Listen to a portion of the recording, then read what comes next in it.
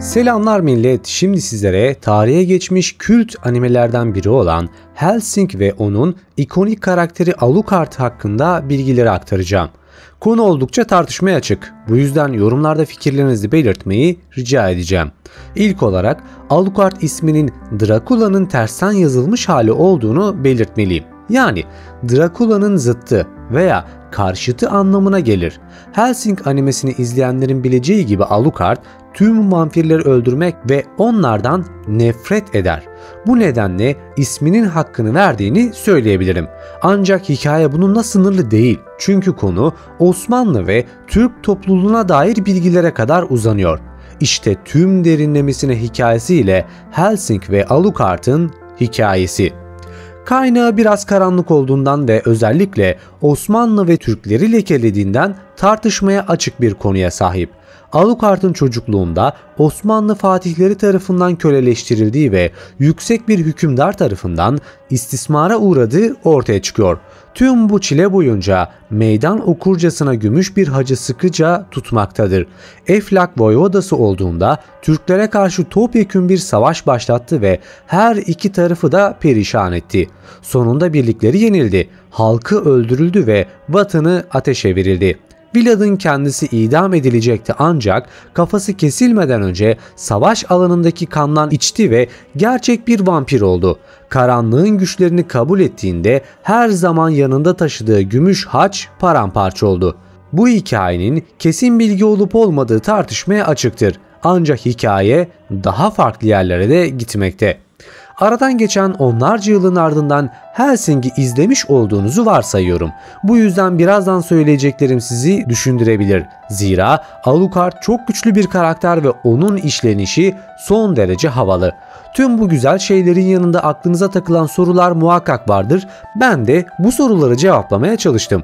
Alucard neden Hellsing teşkilatı ve hanedanına bu kadar bağlı? Bu ne anime ne de manga tarafından tam olarak açıklanmamıştır.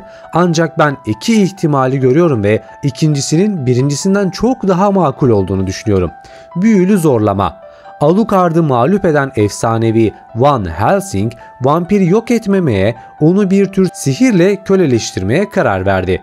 Alucard, babası Arthur tarafından Integra'ya miras bırakılana kadar yüzyıllar boyunca Helsing ailesi tarafından tutuldu. Alucard Integra'ya esareti olarak hizmet etmeye devam ediyor ve onun her istediğine uymaktan başka seçeneği yok. Kulağa pek doğru gelmiyor değil mi? İşte biraz daha derinlemesine bakmakta fayda var. Alucard çünkü efendisine hizmet etmekten oldukça mutlu görünmektedir ve Integra Alucard'a itiraz ettiği bir emri asla vermez. Bunu akılda tutarak işte ikinci olasılık. Alucard Helsing'e kendi tercihiyle hizmet ediyor. Van Helsing'e yenildikten sonra Alucard kendisini yenen kişiye sadakat sözü verdi. Bu vaadi ardı ardına gelen efendilerine de devam etti. Ancak bunun tek nedeni Alucard'ın onları kendi hizmetine layık görmesiydi. Richard Helsing ailesinin reisi sayılabilirdi ama Alucard onun kolunu kesmekten çekinmedi. Ancak Integra vampire karşı çıktı ve ardından hain amcasını idam etti. Böylece Alucard'ın efendisi olarak cesaretini, yiğitliğini ve değerini kanıtladı. Buna ek olarak Integra, Alucard'ın eylemlerinden sık sık hayal kırıklığına uğramış gibi görünür. Ancak asla kendi başına hareket etmeyi bırakıp iyi bir köpek olmasını talep etmez. Yani bana göre Alucard görevini değerli bir usta olarak gördüğü bir insana bırakmış durumda. Integra, Alucard'ın saygısını kaybederse itaatini de kaybedecektir. Bu nedenle onu büyük ölçüde özgür bırakıyor. Alucard neden bu kadar güçlü? Bu soru başka bir anime olan Castlevania'dan referans alınarak cevaplanabilir. Alucard aslında bir dampir, yani bir vampir ile bir insanın çocuğu. Dampirler bir vampirin tüm güçlü yönlerine sahiptir ancak zayıflıklarının çoğundan yoksundur. Örneğin Gecenin Senfonisi'nde Alucard'ın kan içmek yerine normal yemek yemesi ve Netflix dizisinde Alucard sarımsak yerken gösterilmiştir. Sorunuzu yanıtlayacak olursak da Alucard bir dampirdir çünkü annesi Lisa bir insan, babası ise Dracula'dır. Güç kısıtlama sözcükleri. Bir diğer ilginç konu ise Alucard'ın güç kısıtlama sözcükleridir.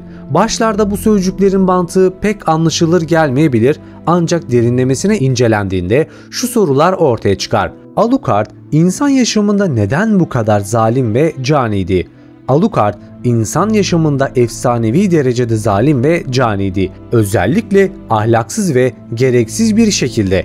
İlginçtir ki bu avladığı vampirlerden en çok onaylamadığı ve tiksindiği davranış türüdür. Muhtemelen bu tür kanlı eylemler anlamsız bir zulüm değil, yaşamını sürdüren bir vampir olma perspektifiyle etik açıdan gelişmişti.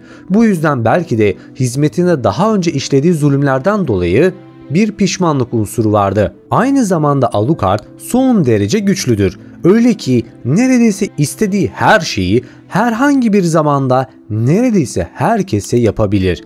Peki bu bağlamda Alucard'ın eksik olduğu tek şey nedir? Sınırlamalar. Sanatçılar kısıtlamaların çoğu zaman yaratıcılığı engellemekten çok desteklediğini söyler. Alucard'ın güç kısıtlama sistemi kendisine ve çevresine denge getiren bir mekanizma olarak görülebilir.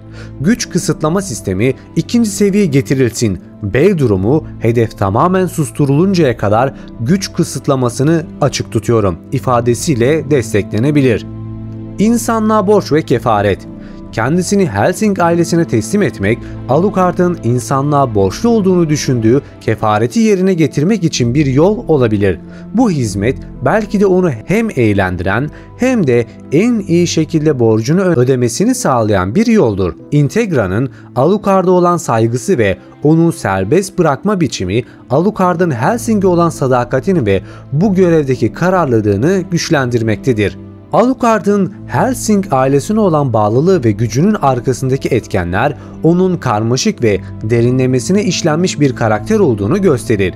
Bu bağlılık hem geçmişteki günahlarından arınma çabası hem de ona karşı gerçek bir saygı ve hayranlık beslediği efendilerine olan sadakatiyle açıklanabilir.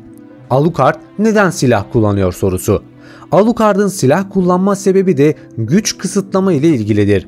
Büyük olasılıkla genellikle güç açısından kısıtlı olduğunda daha güçlü seviyelerin kilidini açması gerekiyor ancak temelde bu güçlerin çoğu ona açık değil.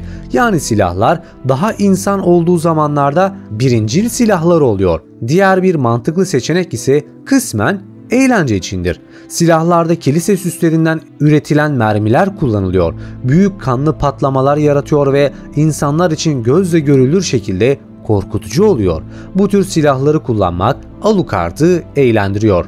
Alucard'ın güçleri. Alucard'ın sahip olduğu güçler şunlardır: ölümsüzlük, zarar göremezlik, gelişmiş yenileme, insanüstü duyular, insanüstü hız, insanüstü güç, soyutluk, yer çekimine meydan okuma, şekil değiştirme, ışınlanma, telepati, hipnoz, keskin nişancılık becerileri, yakınların çağrılması, yavru kuşların yaratılması, gelişmiş savaş becerileri, hafıza emilimi, daha çok bu kurbanların kanı yoluyla, çoğu vampir zayıflığına karşı yüksek direnç, her yerde bulunma, kendiliğinden ortaya çıkma ve istenildiği zaman kaybolma.